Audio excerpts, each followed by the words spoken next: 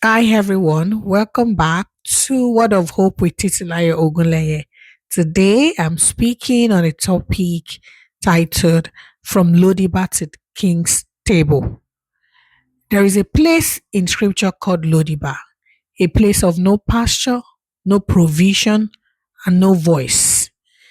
This is in the book of Second Samuel chapter 9. And that's the story of how David showed kindness to the house of Saul. And Mephibosheth was the son of Jonathan. Jonathan was the friend of David at the time before his death. One day, God showed Mephibosheth grace by putting in the heart of David to show kindness to someone, anybody from the house of Saul. Lo-debar was the place Mephibosheth was living at that time, and it represents a life of emptiness, disconnection, and forgotten identity. Mephibosheth was from the lineage of royalty because his grandfather, Saul, was a king at that time. So let's say his father, Jonathan, was a prince too.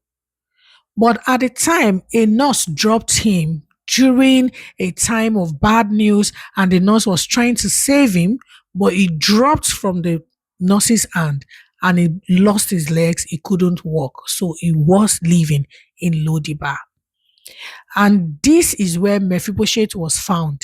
A prince living like he had no inheritance. He was broken, he was hidden, he was living on his survival mode beneath who he truly was at that time.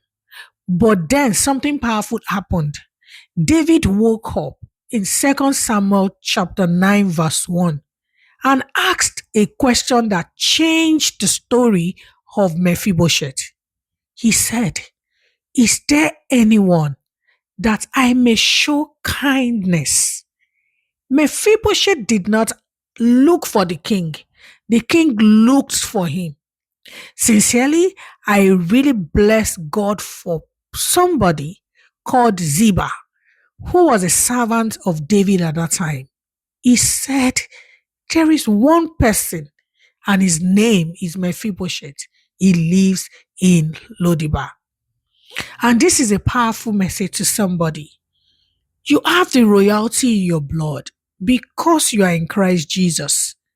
But the situations of life, the circumstances surrounding your background, your story, marital issue, child issue, job issues, generally the situations of life has put you in a situation and a condition called Lo-debar, a place where you have forgotten yourself. You've been so battered in a way where you would never seem to look like your real identity. And this is the power of the gospel. God did not wait for us to find him. He reached us through Jesus Christ. Mephibosheth stood before the king because when he was brought in, he conditioned himself and labeled himself before King David as a dog. Huh. Somebody from a line of royalty. Because the condition he was at that time to him was a dead end condition. Just the way we are as believers. Some of us, before we came into Christ, before we came to know who Jesus is and what he had done for us, we used to be like Mephibosheth, forgotten identity. We've lost our sense of reality. We've tagged our circumstance as our reality. But the good news is that when Mephibosheth stood before the king, he said, "Why look at someone like me?" There's someone, maybe you're asking yourself, what would God do with somebody like me because of what you've gone through? Hmm. Lo-debar will distort your identity. Yes, it would lie to you. It would reconfigure, reshape your mind. It will make you forget who you are. But the king did not respond to his condition. David did not respond to what he said or what he looked like. He responded to covenants that was sitting upon the destiny of Mephibosheth. He restored everything, his inheritance, his position, his access, and then he gave him a seat at the table. Oh God.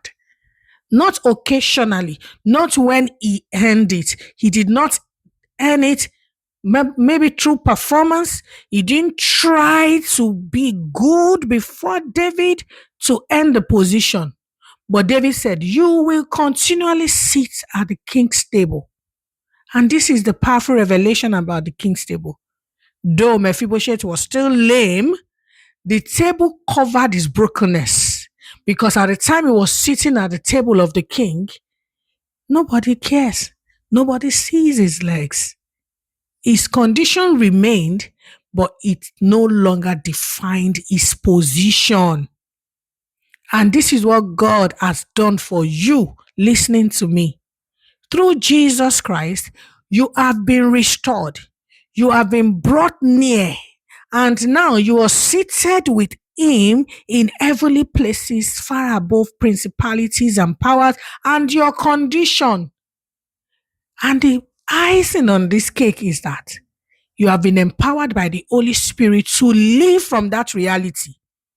Now you are seated with the king, just the way Mephibosheth sat on the king's table with David to continually eat. So it does not matter where you've been. It does not matter what your story is. It does not matter what your past is. It does not matter what your history is. It does not matter who gave birth to you. It does not matter what used to happen in your family lineage. It does not matter what Lo-debar looks like in your life. If the king has called your name, you don't belong in Lo-debar anymore. Right now, you belong at the table of the king. It will be an aberration for you after listening to this podcast to go back to thinking like you used to be or where you used to be. Now, you are at the king's table.